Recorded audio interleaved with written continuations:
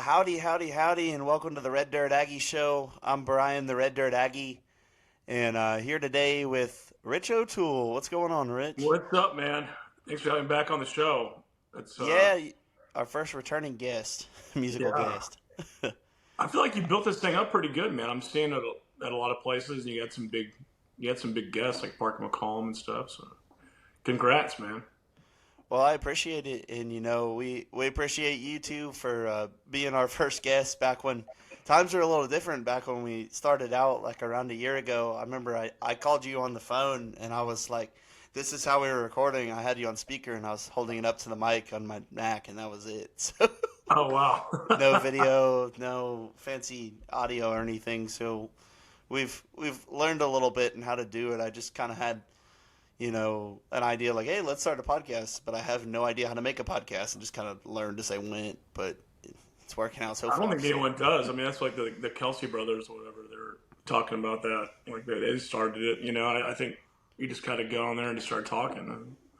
No, I Yeah. don't think anyone's like a born good podcaster. It's just getting on there and just talking some jive. And No, and that was the hardest part is just with anything, just like anything else, is just getting started. Because, like, I'd always talked about it forever. I'm like, I should start a podcast. But then it's like, how do I do that? Then you have to start doing it. You're yeah, like, and you find out more and more. And then it gets expensive, though, too, all the equipment and stuff you can get. You start looking around and you're like, but yeah, it's a good investment, I think. And you want the best, and there's better stuff, and you like want to upgrade. And I get it. it's tempting all the time. Yeah, I say because people always ask me like, Rich, why don't you do a podcast? You seem like you're a funny guy and all that. And I was like, well, podcasts are like boats. Like you just want to know someone that has one, so you can go on it when you want to go on it. Because there's a lot of maintenance and upkeep and all that. So, Yeah, yeah. Well, there's a lot of steps that go into it because the filming is the fun part, but then you got to go in and edit and post yeah, and upload and all that's the behind the scenes that takes the most time. But I enjoy it. So, um, but just for those of you that don't know, Rich, why don't you take a little bit of time and introduce yourself real quick for everyone who yeah. might not know? My name is Rich O'Toole. I went to A&M. I started a band there.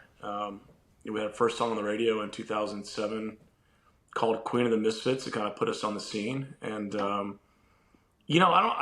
I think people know who I am. I don't know the barometer on it. I think we're kind of a household name in Texas country, and Oh yeah.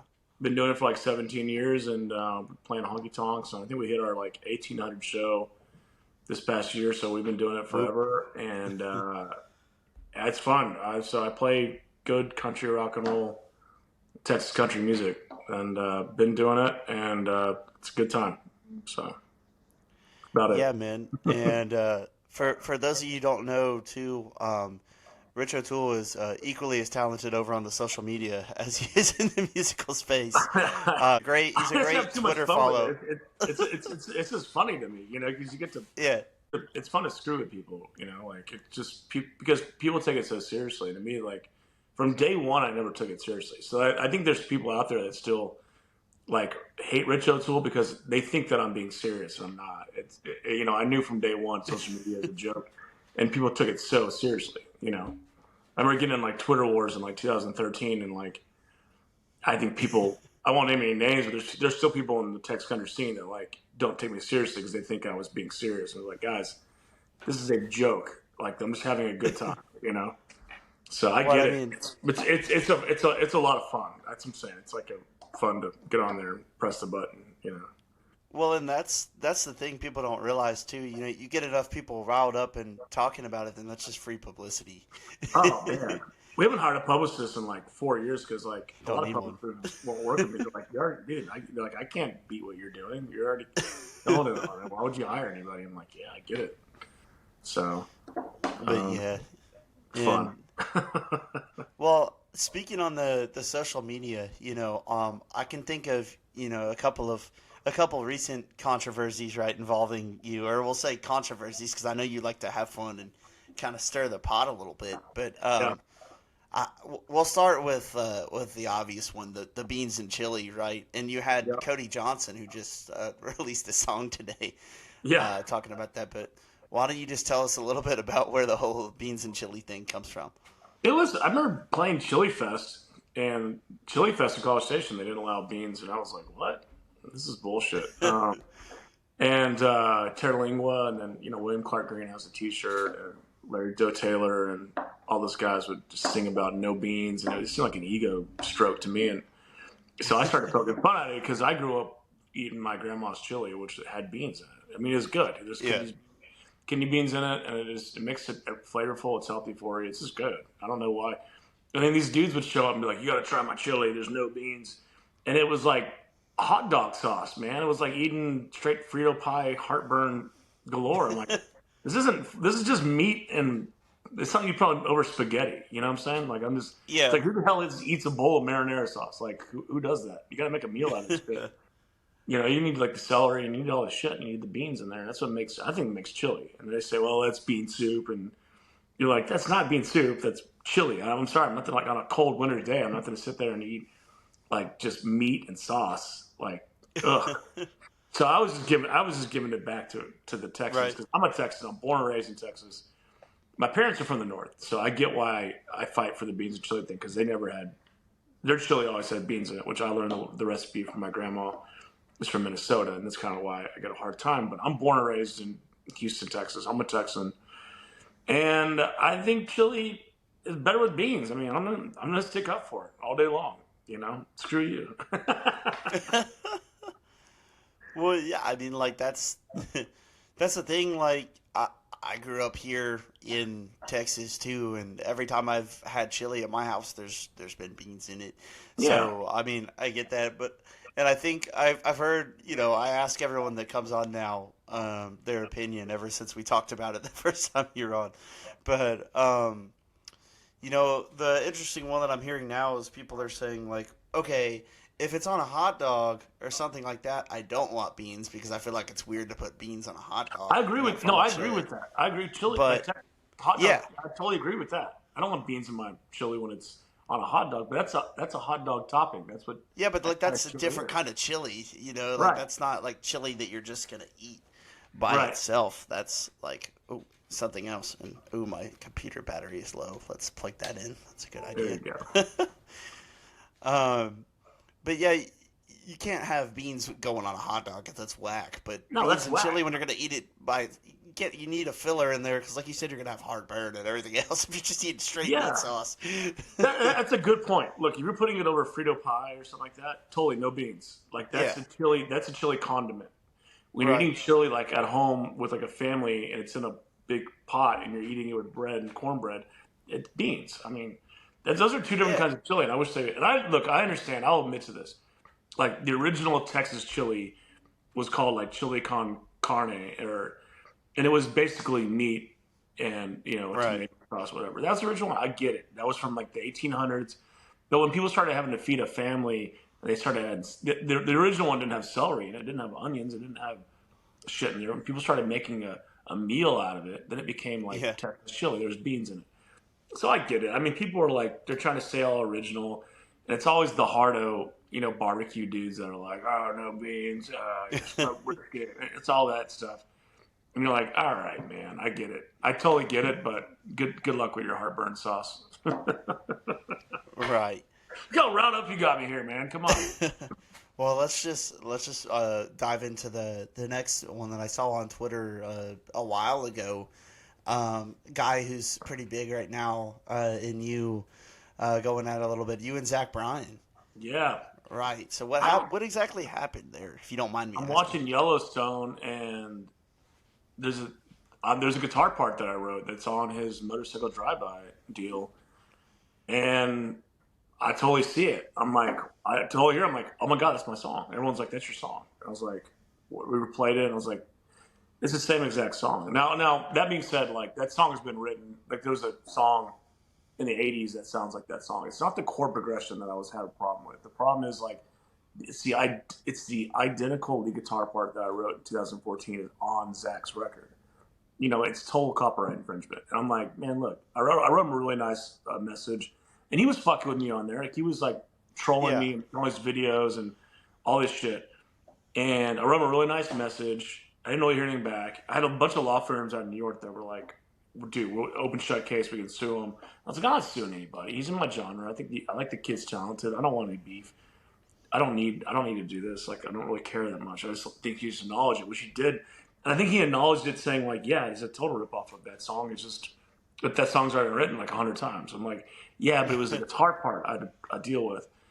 And then I was trying to. And then the funny thing that no one knows about this.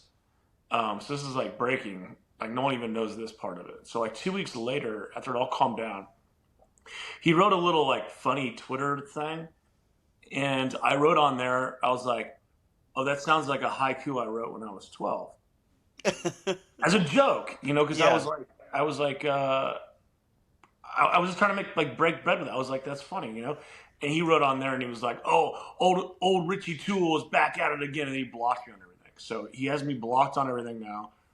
And then I wrote him a really nice message, and I was like, dude, I was just having fun. I was trying to like show people that I'm not hurt by this. Everything's cool. Then he blocked me on Instagram too, and I was like, what is going on with this guy? So I think that maybe he takes things really personal. And I didn't have a beef with it. I did be like, dude, it's the same guitar part. If you go to both songs, it's the exact same guitar part, and I wrote that guitar Yeah. part in 2014. And I'm also wearing a jacket in 2014 that he also wore and did the same album cover on one of his albums that I did in 2014. I was like, dude, what? I don't, I'm like, what is going on with this guy? So, and I'm not a This big, is funny. I'm like a minor league baseball player, and he's in the major leagues right now. So it's hard for me to compete. And yet his fan base, every second I mention it, this tears me apart on Facebook. 700 comments. Well, You're he's old. got You're a one of tool. You're a those like douchebag. Yeah. fan bases, almost like a Taylor Swift style fan base, where they're just like extremely loyal. Like his diehards. But I mean, he's talented, so I mean, good for him. But his fans are a Very little talented guy. Yeah. like, but yeah.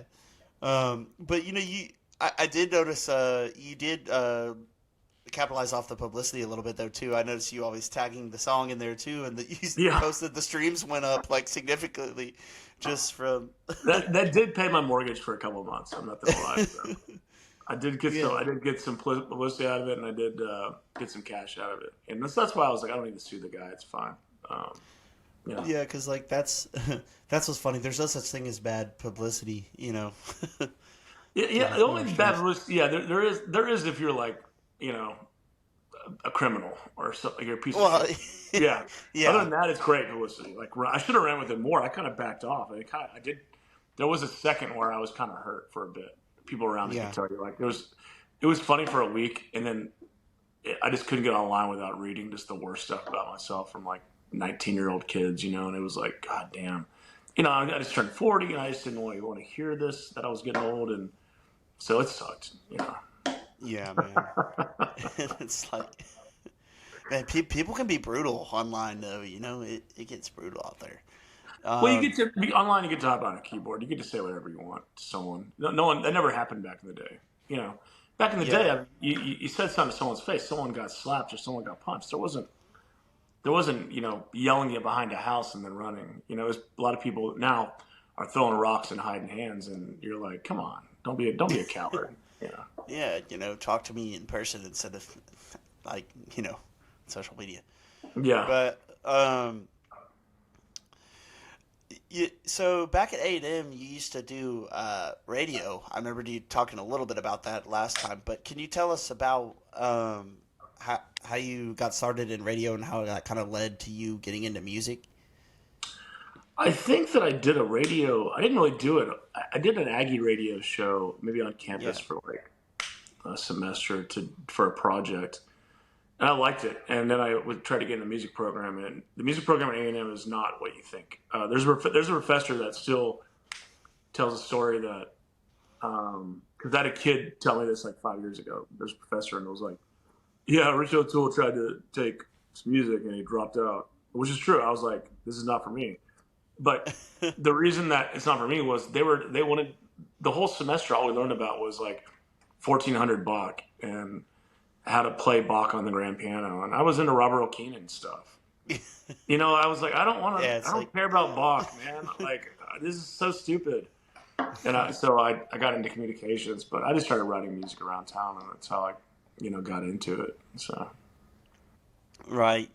And do you have any crazy stories from back in your time at A&M? We know that you're an Aggie, right? A When did lot, you no, a graduate from lot of there? crazy stories. I mean, I like so many. I think I told you last time about we stole that sheep from the research barn.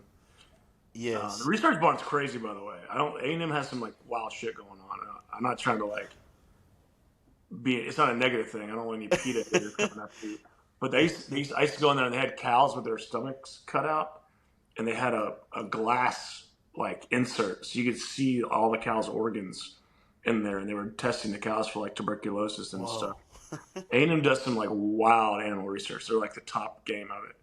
So they're testing all these sheep for shit, and we were drunk at Northgate, and Buddy had a key, so he broke in there, and I stole a sheep, and my buddy went away, Derek Abrahamson, that's his name, my roommate went away, and for the weekend, and we were like, hey, let's put the sheep in his room and just lock it in there and just let it eat everything and shit everywhere for a whole 3 days. You know, we're drunken assholes. You know? You're 19 in college. So we get it Right. in there, and there's a girl that's like over at the house. You know, we would have expelled if we got caught. You know, 100%. Right. It's like a research sheet. Like you're not allowed to like touch this thing. And you get in there, and then she finds out it's pregnant, and then she like begged us. So we had to get it. We had to sneak it back into the lab, and then hook it back up to the machines. And like walk away. And we're like, oh my god! And then in the back of the truck at like 3 in the morning, and I mean, we're just stupid, man. We just did so much. But you know, back in the day, you weren't really worried about it. It wasn't like nowadays with the shootings and the stabbings and the crime. Like A&M in 2000, even in 2005 when I was there, it was pretty simple stuff. It was kind of a lot of farm kids and people. It was simpler life, even Yeah. 20 years ago. Um, you know, and people just cops were kind of easier on kids back then. They didn't really like go for the jugular on things. So Yeah. yeah, pretty wild. I've noticed you've been doing a lot of traveling lately around the country and then Yeah, out of the country as well. But could you share any cool stories or some of the favorite places you've been? I know you're out in Maine right now, I'm in Maine. Yeah, I'm but in this cabin in and Maine. I'm like a single homeless guy. I'm not. This is the cabin. There's no electronics. There's no nothing. There's a stove and a couch, and I just write every day, and then head downtown for dinner. I'm in Camden, Maine right now, which is a great place. I've been here all of last month. I'll be here all of this month and probably all of November. I'm gonna try to write 40, 50 songs and have 2 albums worth of material. I've been traveling. I went to Montreal a couple weeks ago for a bachelor party. I totally recommend that city. That city's wild. If you go to a bachelor party, go to Montreal. That is just absolutely insane. And we could save those stories for another podcast, but it's yeah, man. I like to travel. I like to move around. I'm dating a girl back in Texas, but I've been single for a lot of my life, and I chose that lifestyle because on the road, touring, seeing new cities, just getting up. I didn't really want a responsibility. My responsibility is to write records and go play them live. And when I'm not doing that, I kind of want to, taste and drink and have not so much drink, but I kind of went sober for a while to kind of really just go see the town, see the history of it, see hmm what makes the town up. Because every town is different. I mean, man, Wisconsin, Minnesota is totally different than Maine and New England. I mean, these people are 100% different. They eat differently. They have different foods. One thing I miss right now is Texas barbecue Mexican food. Up here, it's really a lot of soups, chowders, and lobster chowder and all that. So it's different, man. And it's as a songwriter, you kind of have to go around the country and see the interesting things. You know. When does that like kind of shape like your music or any of your songs, like the different places that you've been to and seen? I think so. I think that a lot of it. I think there's a thing where you have to. The stories have to. I mean, I can't write about Texas forever. I've been doing that. You need to get out of there. And that's the whole problem with, I have a big problem with, when I released that record in New York and someone said, wow, it's a brilliant record, but if you would have named it Texas and not New York, it would have sold 6 times the amount. I got so much shit for writing a record about New York City because I lived there for a year. And I was like, guys, I'm from Texas. I'm a Texan. I went to A&M. I've done all the Texan stuff. Okay. I can ride a horse. I hang out with the rodeo guys. Like I can do it all. It just, what is the point of writing everything about Texas. Well, people like it. Yeah, but I mean, people like roller coasters. I don't just sit on one for the whole friggin' time. So I don't know. I have a beef with that with Texas when it comes to why aren't I allowed to travel? Why I'm not allowed to live in a different state for a month and really feel it out? Why is everything got to be about Texas? Yeah, But and it's if the argument is you're not Texas country or whatever else, like that you are. I mean, you're from Texas. That's the whole requirement. You know yeah, what I mean? It's like, I own a couple of uh, houses in Texas. I do everything out of Texas. My LLC's out of Texas. I mean, everything you could think of is out of yeah, Texas. like people. Some people just like to complain. They really I do. No, think. they'll find it. It's tricky with me for some reason. People love to pick on me, and so they'll find any kind of crack or nanny to sneak in there and give me a finger, and I'm like, okay. So Maybe it's the no beans thing. I know you have a love for tacos. Where's the best place to get a taco? Where are some of the best places you've ever had a taco at? I guess. this all started when I was like broke.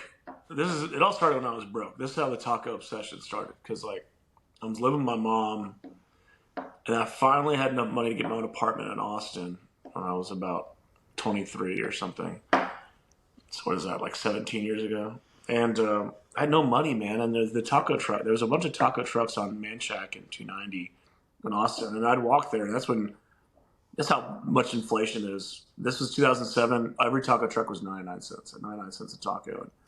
And, I had a couple bucks. And I ate tacos for lunch and dinner. Lunch and dinner. That's all I had. And I got to be friends with a lot of the Mexican people that were working the trucks. And my obsession started from there. And I started eating tacos everywhere, rating them. I was like the taco king of Texas for a while on social media. And that kind of was how it started. Not having any money. It was like that was the food for the average working man that could afford to just eat tacos. So, yeah.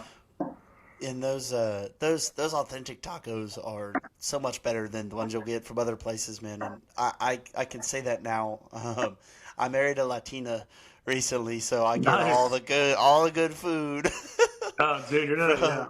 from from I'd be nervous marrying a Latina, not from one reason. I'd probably gain a lot of weight. I'm just scared about that because they eat so well. Everything's tortilla. Everything's like, it's like, man, it just happens. It just yeah, happens.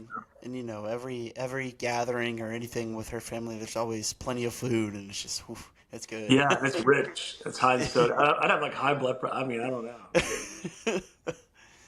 Oh yeah, man. But yeah, I love my wife. So shout out to Caroline or Carolina, all Carolina. right. Carolina, I want to try. I want to invite to the next family gig. Yeah, come on and have some tacos, Rich. Yeah. Oh man. But when you're out on the road and you're playing shows, we're sticking with food. That was just the next question. You're out on the road playing shows, you stop at a gas station. What's your go-to gas station snacks? I'm a big Diet Coke guys. I do like a Diet Dr Pepper and pork rinds. I do like gas station pizza for some reason. I don't know what it is about gas station. It's like it's so shitty that it's good. You know what I mean? Yeah, It's like this is the worst thing I've ever eaten, but for some reason it's oddly good. So I eat a lot of gas station pizza. On the road, I try to stay healthy, so I try to eat a lot of like Subway or like Jersey Mike's stuff like that.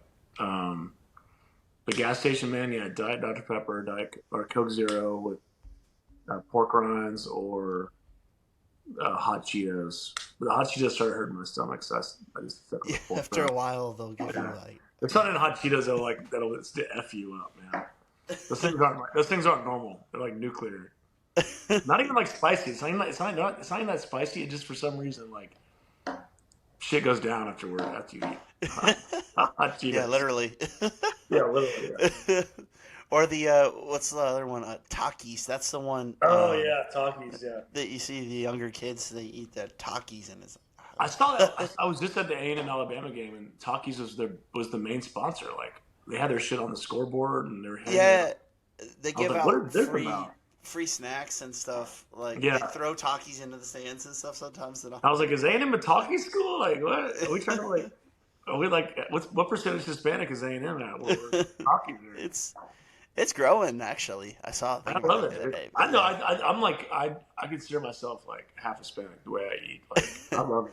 I love the Hispanic culture. I love everything about it. So Yeah, I say that I'm Mexican by association now after marrying into the culture. yeah, yeah, no, yeah. There you go. But it's a beautiful culture too. We had a lot of the traditions in our wedding and stuff, and it was cool. So, No, I'm but yeah, confirmed Catholic, so I get it. You know, because that's share a lot of the same values. Because yeah, I'm Irish American and like confirmed Catholic, and it's the same thing. Like they're big into the church, and so are me and my family. So um, I can well relate. I get that it. and just the partying at the reception too. Oh They yeah, have yeah, like a bunch of cool stuff there too. yeah. But both, yeah. Um, so you were out at the Alabama A&M game the other day, weren't you? I was. Yeah, I had a fun time. I went in there with my girlfriend Carissa, and it was a good time. It was loud. I can't believe we lost that game though. That was BS. I think A&M should have won that game. It was great to see. It was the third highest attendance at Kyle Field, and we sat in the zone. And the home field advantage is definitely a real thing. It gets so loud in there. I couldn't imagine the players like hearing anything, on the O line. So I that know was it. cool. I mean, I love going there. It was fun to go to tailgates. It's hard. One thing I will say about A&M that they need to get their act together on is there's no like rides home. Like we were kind of stuck on Northgate. It's way too many people for not having like getting a ride home. That was kind of pain. Yeah, But I loved being getting back an in Uber that out of moment. it. Yeah. Getting an Uber out of there is a bit of a pain.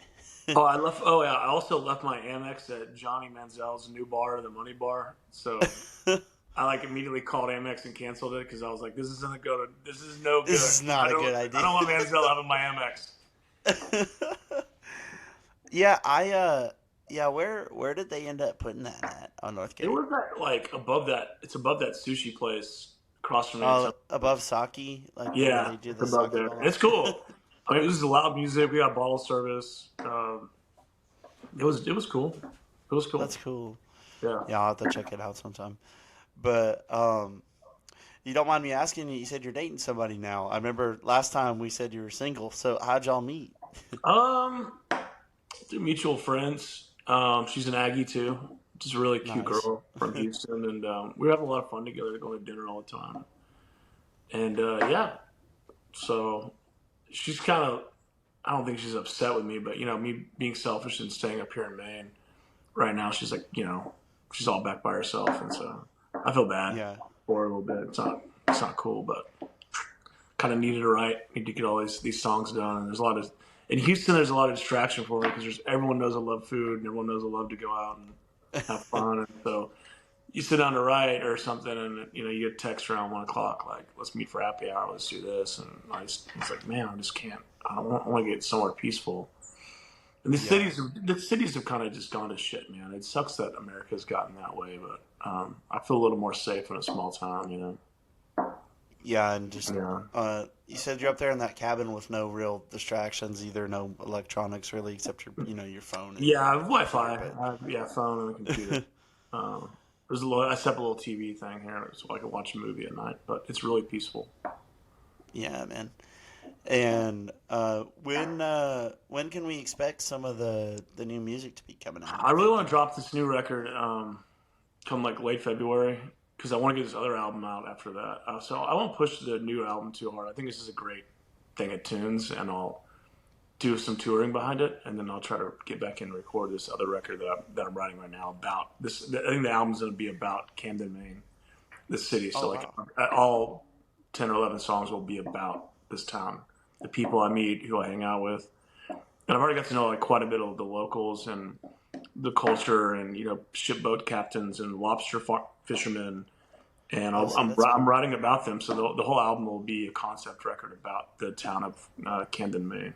So And see, that's gonna be cool for for anyone that you talk to or met up there to listen, and maybe they'll hear a little piece of themselves embedded oh, I in think so. No, the I think songs. hopefully there'll be a Retro Tool Day here in Camden. I don't know. We'll see. Well, then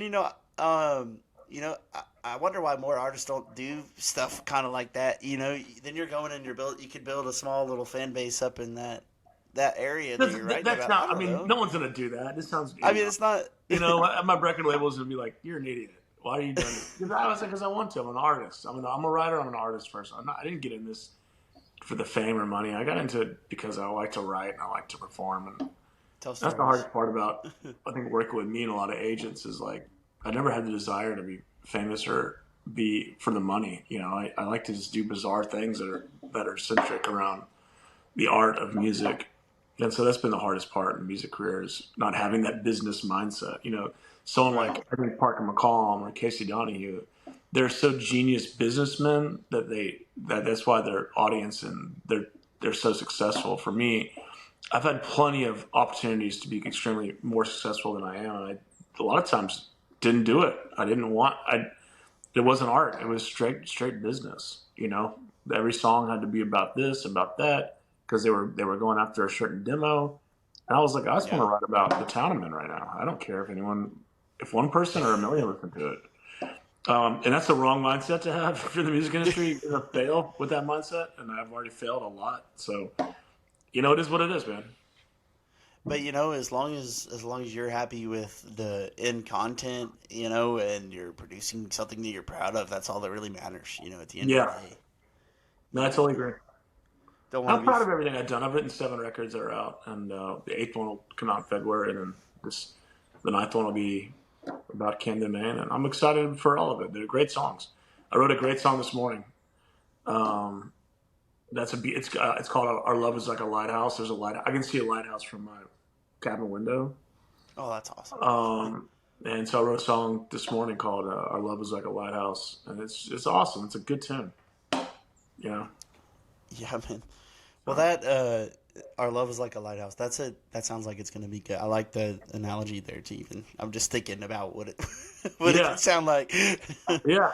but but yeah, man. So going back to Aggie football a little bit. What do you think? What do you think the rest of the season's gonna look like? What do you think about Jimbo's future in Aggie land? Gotta ask, with you being an Aggie. The team looks good, and they're gelling and they're playing very well. I think Max Johnson's a great quarterback. Like I said, DeBerry got burned. He kind of let me down on that deal. The defensive line looks great. These guys, if they would have beat Alabama and they could have gelled even more, they would have had a run at the championship. But now that they don't. Now I think now we're just trying to go for like a decent bowl. But it's a good team. If they really do gel, they're going to do fine. If they stick together, and we don't lose too many people next year, and they continue to gel, we should have a really great program. And I think Jimbo's frustrated. Probably he can't. He's on the field. He can only teach these guys so much. They have to perform. I don't Right. think our defensive backs performed worth a damn.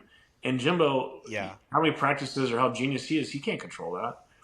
So I think Jimbo's Mm-hmm. a great coach. I just think that a lot of these players are, they're being selfish a little bit. I think it's time for them to like organize and gel as a team. And when they do that, I think this team's really good.